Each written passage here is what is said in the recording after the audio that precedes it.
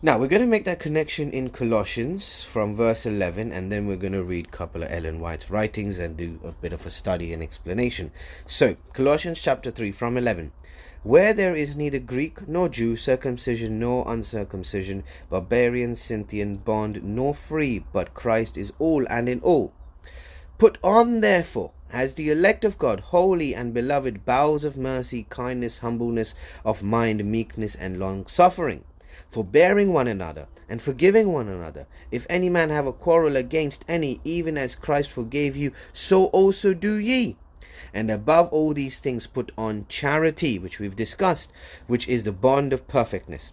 And let the peace of God rule in your hearts, to the which also ye are called in one body, and be ye thankful.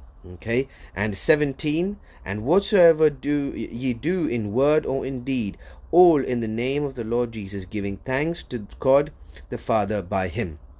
So brothers and sisters, what we see here is the requirements of us also to be as Christ, self-sacrificing, self-denying. Like it says in verse 12 of chapter 3 in Colossians, as the elect of God, holy, beloved, bowels of mercy, kindness, humbleness of mind, meekness, and long-suffering. Because that's exactly what Christ was. Christ was meek, humble. Right, he was 100% human, but he had divine intervention directly from God, which we also now have. We also have that ability to receive divine intervention only when we allow Christ to work in our lives. And how do we know Christ is working in our lives? When we have that meekness, when we have that forbearing with one another. We're not getting angry, we're forgiving, we're praying for our enemies, we're praying for those who willfully persecute us.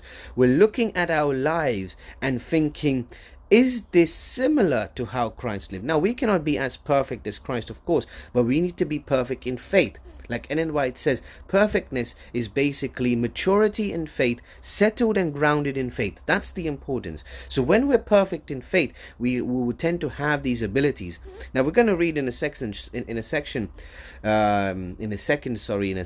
of Ellen White's where sanctification is a process. It's not instantaneous. So when we come into the faith, right, and we allow Christ to start working in our lives, he starts sanctifying us.